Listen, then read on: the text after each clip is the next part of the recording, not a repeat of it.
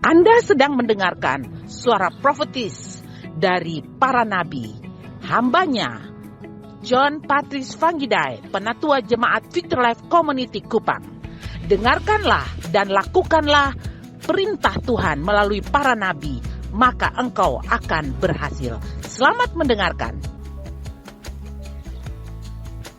Haleluya. Saudaraku yang kekasih, setiap kita memiliki Firaun. Itulah sebabnya berdoa dan hadapi Firaun. Bila dikirikan berdoa dan hadapi Firaun. Apa saya katakan? Firaun. Firaun itu apa? Keluaran 5 ayat yang kedua. Tetapi Firaun berkata, siapakah Tuhan itu yang harus kudengar firman-Nya untuk membiarkan orang Israel pergi? Tidak kenal aku Tuhan itu, dan tidak juga aku membiarkan orang Israel pergi. Wow, Firaun tuh begitu sombong.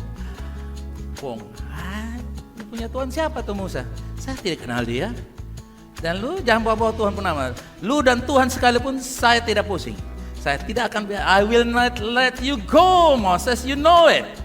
I never know your God. But I speak, you never go out from this place. Kamu tidak akan keluar dari tempat ini. Dengan kata lain, bahwa Firaun adalah penghalang yang menghantui visi dan tujuan Tuhan yang Tuhan berikan dalam hidup kita. Akan ada Firaun yang menghalangi visi, impian, tujuan Tuhan yang Tuhan inginkan kita capai. Akan ada, bilang kiri kanan, ada Firaun untuk menghalangi kamu. Haleluya. Firaun itu adalah iblis yang selalu mau menghalangi kita. Iblis tidak akan berkata, ya Kupanggo, menangkan jiwa? Oke, tunggu saja nanti jiwa-jiwa datang. Berdoa saja nanti jiwa datang. Kamu mau makmur? Silakan saja. Nanti juga makmur. Namanya juga Tuhan berkati Mar. Pasti Tuhan juga berkati. Oh, kamu mau pintar? Namanya juga Kupang wise, Kupang berhikmat. Juga nanti pasti pintar. Oh, kamu mau sehat? Juga nanti sehat. Never. Kepintaran, hikmat, kemakmuran, jiwa-jiwa tidak akan datang kecuali saudara pergi dan melakukannya. Tidak akan terjadi begitu saja. Kita mesti upayakan. Dan penghalang-penghalang itu selalu ada. Mungkin dia pakai situasi dan keadaan. Mungkin ada nyeletuk dari seseorang yang berkata. Mungkin ada satu peristiwa yang terjadi. Lalu kita mulai berkecil hati dan mulai pesimis. Misalnya tentang 4 legasi. Ya 4 legasi. Tapi, tapinya itu saudara yang kasih. Ya Tuhan tolong. Tapi itu adalah create atau ciptaannya Firaun, saudara yang kasih. Tapi itu alias spirit of excuses, roh alasan. Alasan Firaun bilang, kamu jangan pergi Musa, kamu di sini saja itu padang gurun, atau kamu pergi saja 3 kilo dari sini. Tidak boleh. Kamu boleh Kupanggo, tapi dengan orang tertentu. Kalau orang lain sulit diinjili. Kalau orang lain bisa makmur, tapi kita belum tentu. Kalau orang lain bisa pintar, tapi kita belum tentu. Kalau orang lain bisa sehat, tapi kita ini memang dari dulunya sakit. Firaun akan membalikan pikiran yang positif menjadi pikiran yang negatif. Firaun akan membalikan kemungkinan menjadi ketertutupan yang sangat-sangat tidak mungkin. Firaun akan membalik terang menjadi kegelapan yang ajaib. Firaun akan merubah situasi untuk menghalangi kita supaya tetap menghambakan diri kepada Firaun. Alias roh penghambat, roh yang selalu melihat diri kita tidak mampu dan tidak bisa, tidak siap dan tidak mau dan sebagainya. Setiap visi dan tujuan ada penghambat yang namanya Firaun. Itulah sebabnya saya ingatkan kepada saudara untuk mencapai visi mewujudkan 4 legasi dalam hidupmu, dalam keluargamu, dalam jemaat ini. Ada Firaun, tapi Firaun ada untuk membuktikan bahwa Tuhan itu setia. Firaun tidak bisa membunuh Tuhan. Tuhan sebaliknya dapat dan sudah terbukti membunuh Firaun. Amen. Visi Tuhan tidak akan dibunuh kecuali ditantang dan dihalangi. Karena semua yang lahir dari Tuhan lebih dari orang-orang yang menang. Semua yang lahir dari Tuhan mengalahkan dunia ini. Umat Tuhan, Ketidakcocokan cara berpikir kita satu dengan yang lain bisa saja menjadi hambatan. Tapi percayalah, ketidakcocokan itu namanya berbeda-beda tetapi satu. Jangan pernah melihat ketidakcocokan dalam konsep, dalam cara pandang menjadi musuh saudara. Lalu saudara, ini orang yang suka melawan saya tengking. Saudara, dia juga dari sana, ini orang yang suka melawan tengking. Akhirnya mereka tengking satu dengan yang lain. Lalu setan bilang, kasihan. Ketidakcocokan kita adalah kreativitas yang Tuhan berikan kepada kita agar kita saling cross check, saling menguji pandangan, pendapat supaya kita menemukan yang terbaik. Yang setuju katakan amin. Jadi ketidakcocokan di atas bangsa ini bukan supaya bangsa ini menjadi hancur, tetapi ada ketidakcocokan yang memang roh tidak cocok itu selalu berkuasa saja. Dan itu mesti kita lawan. Misalnya, merubah Pancasila menjadi bukan Pancasila. Saya bilang tidak bisa. Saudara setuju dengan saya, bisa katakan amin? Tapi kalau cara pandangnya, bisa saja. Dari sudut pandang berbeda-beda. Tapi kita tidak bisa membalikkan tangan. Ganti Pancasila dengan piagam tertentu. No way. Amin saudara. Pancasila diganti dengan negara khilafah. Mau khalafah, kok khalifah, tidak akan pernah bisa saudara. Amin. Ada prinsip-prinsip kebenaran yang mesti kita pegang. Tetapi kalau cara pandang, lu dari partai A, saya partai B, lu agama A, saya agama B, biasa saja. Amin. Tidak perlu sakit hati, jengkel dan marah. Ada ketidakcocokan dalam pandangan, membangun bangsa, mencapai visi tujuan hidup kita, keluarga, visi jemaat di mana kita berada, di dalam pekerjaan kita. Bahkan juga ada kekurangan sumber daya yang kadang-kadang tidak memadai, keuangan, ketidakmampuan sumber daya manusia, sumber daya keuangan, kadang-kadang terjadi. Ibarat Firaun yang coba untuk menghalangi. Tapi saya percaya ketika Tuhan memberikan visi, di mana ada visi, di situ ada penyediaan. Saudara mesti tahu itu. Ketika Tuhan kasih beban kepada satu bapak, satu suami, istri, satu keluarga, anak-anak mereka harus belajar di bidang ini, bidang itu. Jangan play victim, saya orang miskin, saya orang susah, saya orang timur. Bagaimana mungkin? Mulai memperkatakan firman, play the word. Jangan jadikan dirimu mangsa, tapi jadikan dirimu sesuatu yang menjadi berkat. Amin. Katakan bahwa anak-anak saya diberkati. Amin. Katakan bahwa Allah mencukupi. Sedang membesarkan hati anak-anak. Umat Tuhan, kita semua memiliki orang-orang yang kadang-kadang cara berpikir mereka tuh tidak percaya seperti yang kita percaya. Mereka masih butuh waktu untuk melihat. Kita sabar dan arahkan kepada mereka. Amin. Ada hal-hal yang saudara kasih belum mereka lihat, tapi kita mesti sabar. Dengan kata lain, doa bisa merubah keadaan. Haleluya. Amin. Doa bisa merubah Firaun. Haleluya. Jadi ubahlah perasaan emosi marah kita menjadi doa yang luar biasa. Saya tengking kamu dalam nama Yesus. Ya lebih itu daripada saya maki-maki kamu. Tengking patahkan hancur dalam nama Yesus. Roh dolak dalik. Saya perintah roh cari alasan, saya hardik dari kamu dalam nama Yesus. Nih uang beli bakso makan. Aku ngomong lagi. Haleluya. Itu dia bilang. Nah tengking saya terus 10 kali tengking berarti 1 juta. Haleluya.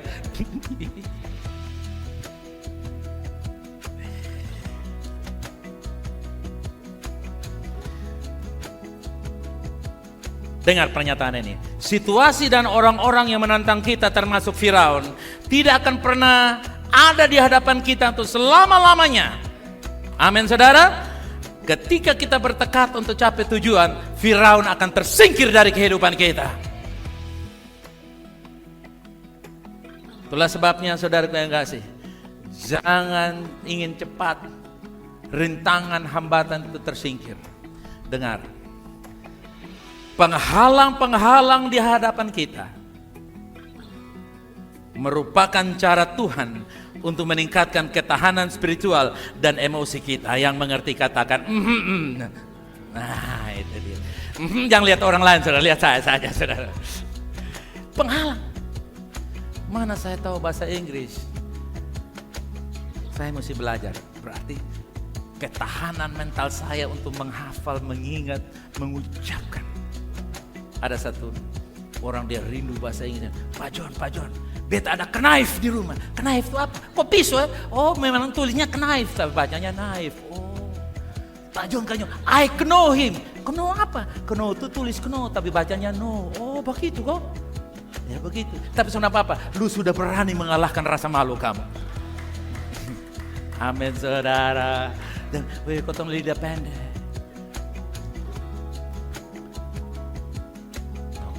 Dengar. Penghalang apapun dalam hidupmu tidak bersifat permanen. Itu hanya darurat saja. Sampai engkau sudah matang.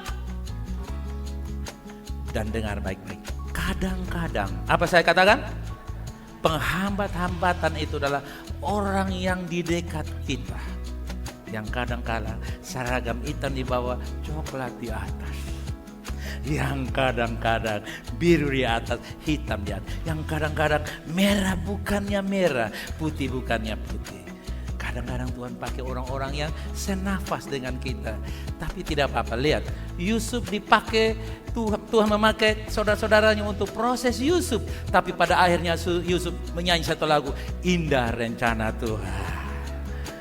Dulu kamu sudah suka jual saya di internet, bukan di Facebook kamu. Tapi sekarang oleh karena itulah Tuhan pelihara kita. Sudah molek my brother. Yusuf kombinasikan roti dan Inggris, saudara yang kasih. Karena bahagia melihat saudara-saudaranya datang. Katakan amin saudara, amin. Begitu dong. Kadang-kadang, apa saya katakan? Kadang-kadang ini bos keras. Dia tidak setuju dengan kamu. Tapi pada akhirnya bos bilang begini, kamu dengar gak? Berapa bulan belakangan ini saya keras dengan kamu. Karena saya rindu, saya posisi saya. Kamu duduki. Oh terima kasih, terima kasih. Tetapi karena kamu melawan, minta maaf orang lain yang duduk. Nah, kadang-kadang Tuhan pakai tanda kutip Firaun itu adalah orang tua. Ini anak muda, mama ini satu pun konde bagus. Mama itu konde terlalu besar ke parabola, sencocok.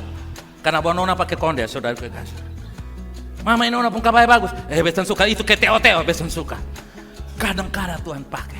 Tapi ketika dia bergulat terus, dia bilang, Nona, lu jangan pakai konde, lu jangan pakai kabaya. Mama tiso, pakai jeans robek sini, pakai baju agak bagus sedikit. Pakai rambut tak ikat sedikit. Mama, ini terlalu perlente, besan suka. Ganti lagi saudara kekasih.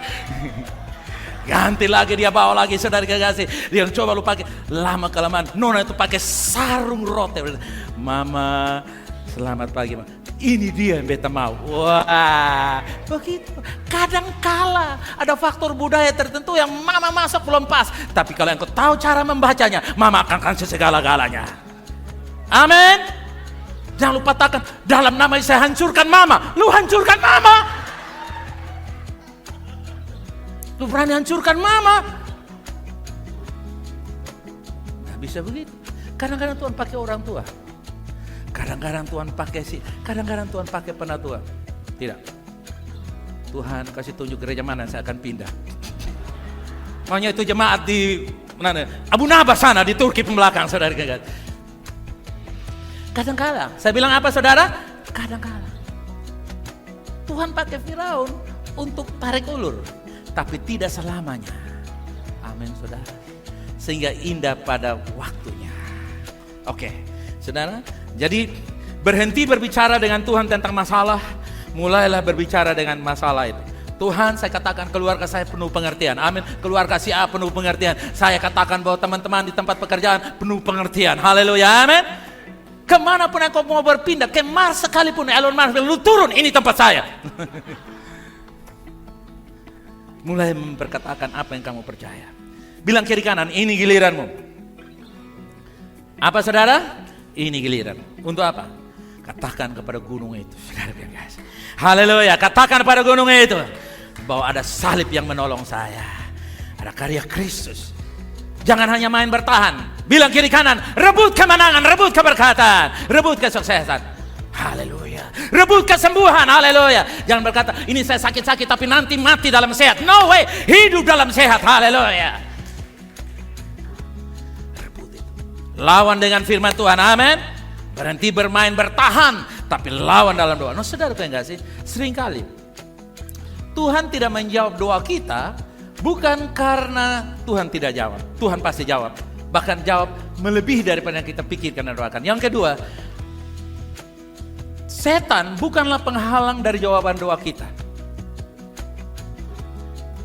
Penghalang doa yang dijawab adalah ketidaksiapan jiwa kita untuk menerima jawaban. Jiwa adalah pikiran, perasaan, kehendak yang akumulasi pikiran, perasaan, kehendak diwujudkan dalam kata-kata. Ketika kita tidak mau berkata-kata, aku diberkati, Tuhan menyediakan, aku cakap dengan segala perkara, maka pikiran, perasaanmu tidak terakumulasi. Karena tidak terakumulasi dalam perkataan, maka jawaban tidak akan datang. Jadi yang menghalangi doa kita bukan Tuhan, bukan setan. Kadang-kadang setan bilang, lu main tengking sang beta, bosan dua yang tidak sepakat, bosan dua yang tidak sejiwa seroh, bosan saya partai tapi tidak seroh. Bosan saya gereja tapi tidak seroh. Akibatnya apa? Jiwa yang utuh, dengar saudara, jiwa yang utuh adalah dengan berkata-kata kebenaran.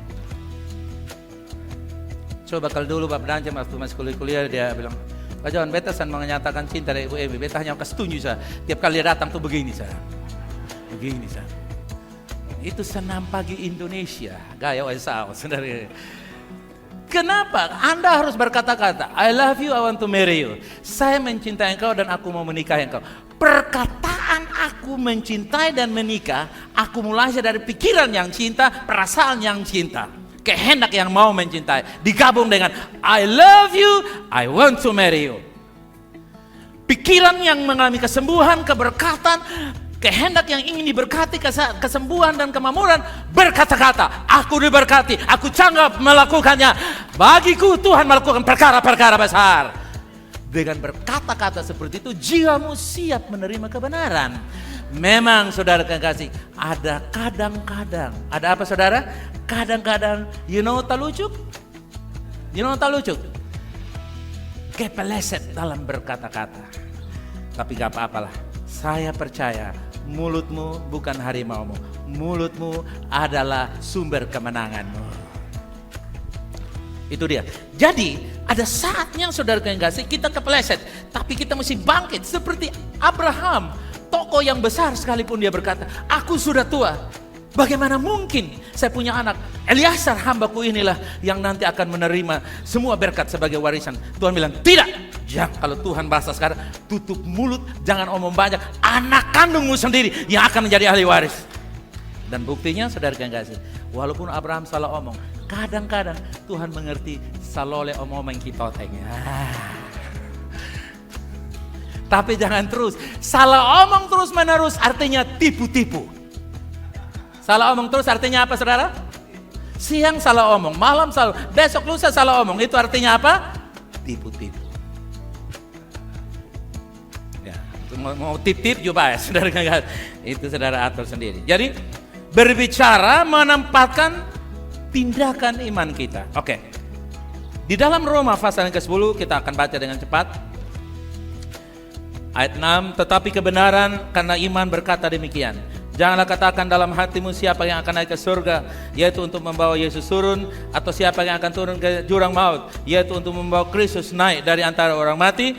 Tetapi apa kata ini? Firman itu dekat kepadamu. Yani di mana? Di dalam mulutmu dan di dalam hatimu. Itulah firman iman yang kami beritakan untuk dikatakan.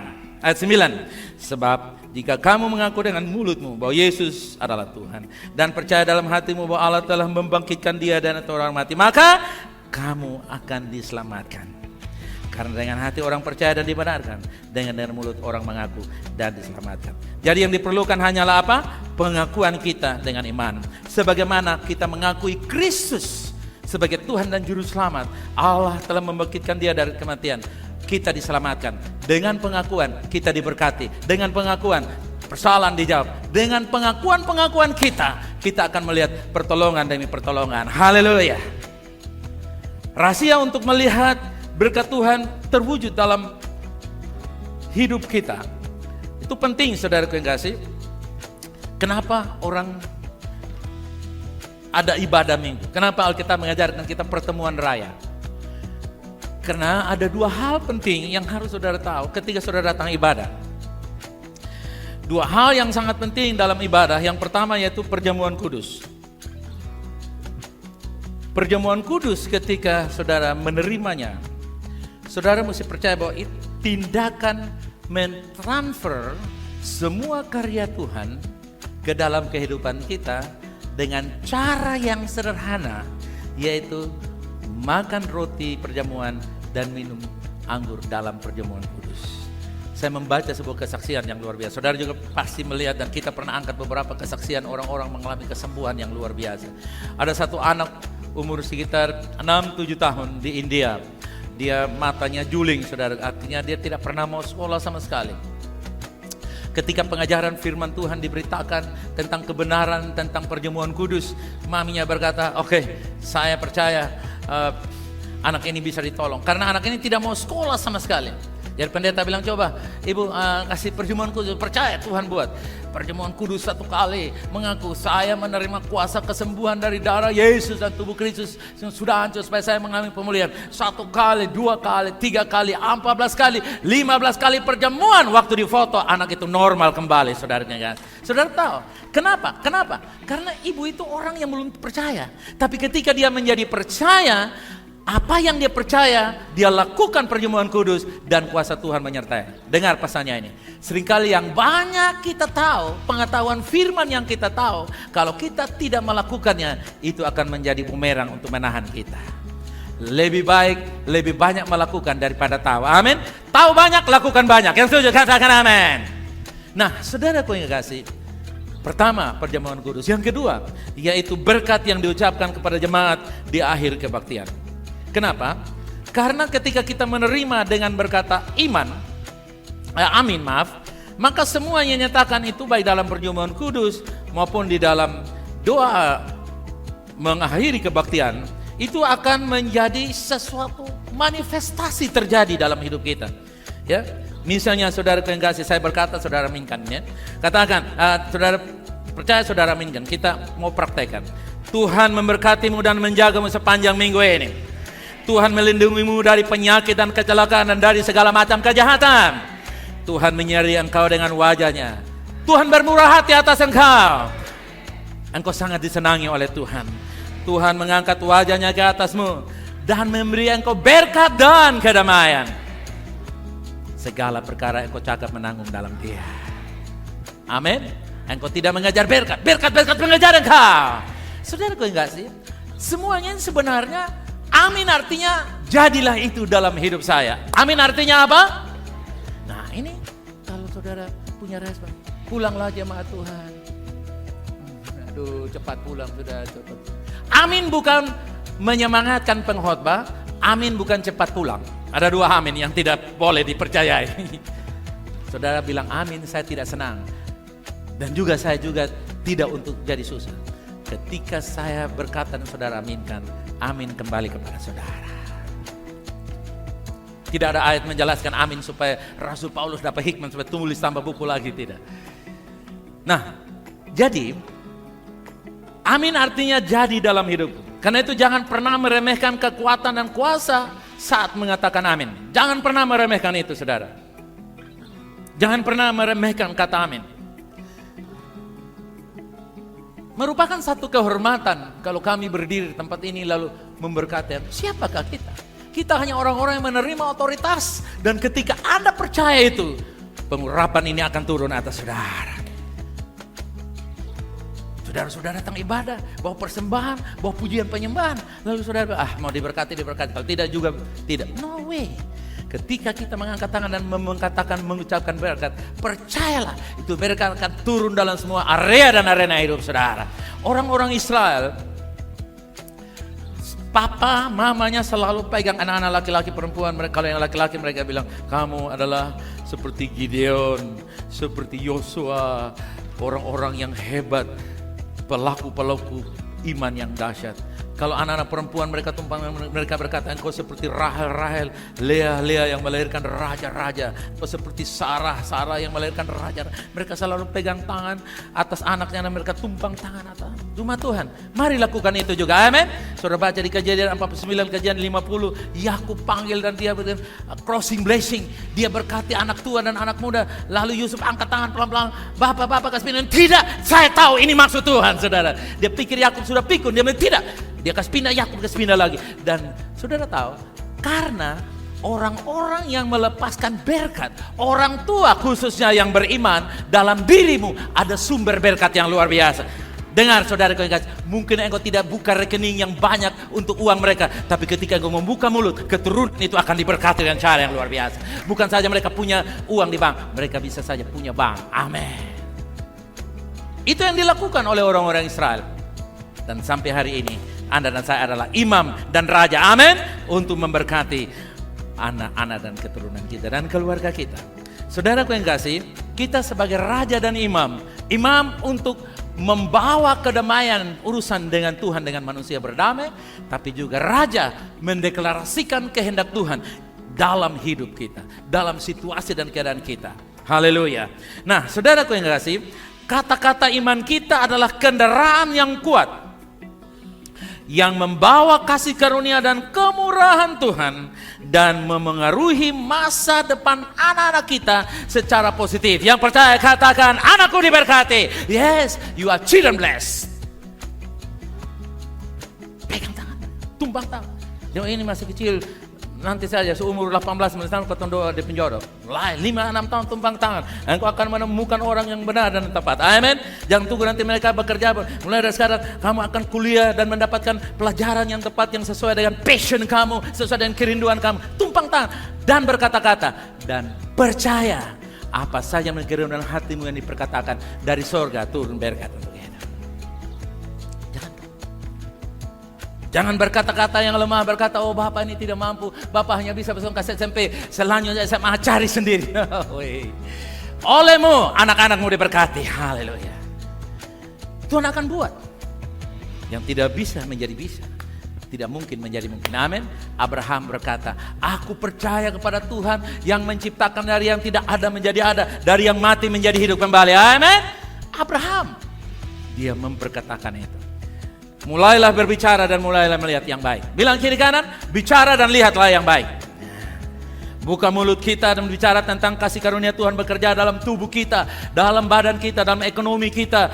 Mulai mengatakan kata-kata yang besar dan luar biasa. 2 Korintus 1 ayat 20. Sebab Kristus adalah apa? Ya, bagi berapa janji Allah? Semua janji Allah. Itulah sebabnya oleh Dia kita mengatakan amin. Untuk apa? Kesembuhan supaya Tuhan dimuliakan, keberkatan supaya Tuhan dimuliakan, kemenangan supaya Tuhan dimuliakan, menyelesaikan masalah supaya Tuhan dimuliakan. Oleh kata amin artinya Tuhan dimuliakan dalam diri saudara. Saudaraku yang kasih, mulai memperkatakan itu semua. Ada kebutuhan-kebutuhan tertentu, sampaikan. Jangan pernah berkecil hati dan mengakui keberadaanmu. Kalau dalam keadaan kekurangan, katakan Tuhan adalah gembalaku. Amin. Takkan kekurangan aku. Dia mengambil kemiskinanku di atas kayu salib dan memberiku kemurahannya, kemakmurannya. Dia menyediakan semua yang kubutuhkan, bahkan menurut kekayaan dan kemuliaannya. Haleluya. Umat Tuhan, mari mulai melepaskan. Perkataan kita adalah peluru. Haleluya. Mulai lepaskan dari mulut kita yang adalah senjata ini. Berharap bahwa Tuhan melakukan perkara-perkara yang dahsyat dan ajaib. Saudaraku yang kasih, mari kita baca tulisan ini bersama-sama. Jadi tetaplah percaya dan berbicara. Amin saudara. Jadilah percaya dan apa? Bicara. Karena hari-hari baik sedang akan datang atas hidup saudara. Yang percaya katakan amin. Mari kita berdoa. Thank you Jesus.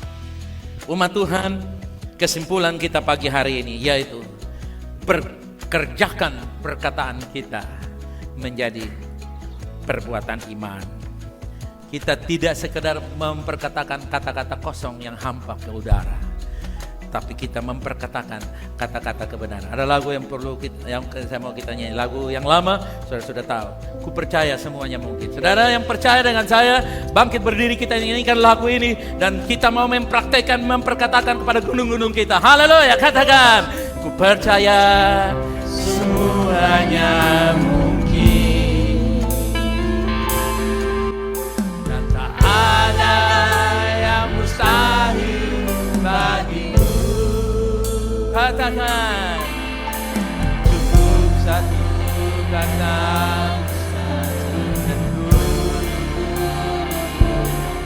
berpindah. Katakan ku percaya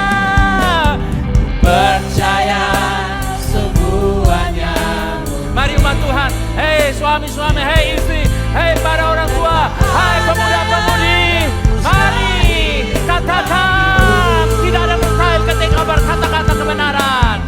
Cukup satu katamu saja, dan gunung-gunung pun berpindah. Katakan, karena bersamamu tembok runtuh, dan juga benteng-benteng dihancurkan. Ku lebih dari pemenang. Katakan, karena bersamamu, karena bersamamu tembok runtuh. Haleluya, amen. Dan juga benteng-benteng hancurkan. Ku lebih dari katakan, aku lebih dari pemenang. Ku lebih dari pemenang. Ku lebih dari pemenang. Ku lebih dari pemenang. Katakan one more time. Ku lebih dari pemenang.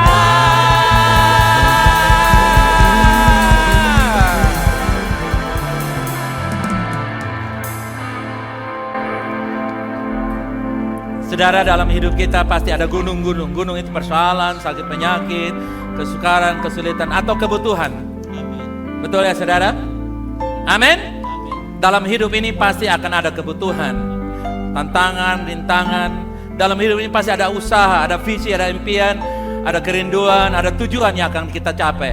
Dalam rumah tangga kita, mendidik anak kita, dalam berusaha, hidup berjemaat pun juga ada visi, ada tujuan. 4 legasi, 7 gunung, pengubah kehidupan masyarakat. Itulah visi tujuan kita. Oke, saya hitung 1 sampai 3 nanti.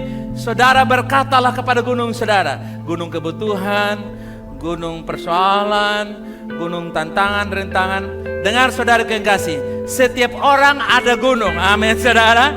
Jangan pusing dengan orang lain. Perkatakan kepada gunungmu, karena dengan berkata kepada gunungmu berpindah. Alkitab berkata tadi Matius 17, gunung itu akan berpindah. Artinya apa? Menggantikan posisi. Dari yang kurang menjadi terpenuhi. Dari yang sakit menjadi apa? Kesembuhan. Amin saudara. Oke, you ready? Oke, you ready? 1, 1, 2, 3, speak to your mountain. Saya katakan kepada 4 gunung legasi dari tempat ini, VLC diberkati untuk mensupport 4 legasi. I declare in Jesus' name. Amen. Saudara lihat contoh ini, saudara bisa pulang dan bawa ke rumah. Amen. Di pekerjaan saudara, di rumah saudara, di usaha saudara. Jangan terkecoh, jangan terintimidasi dengan peristiwa masa lalu. Masa lalu kekurangan, rugi, ditipu, itu yang lalu. Dengar, Tuhan menggantikan yang terhilang 7 kali lipat dalam nama Yesus.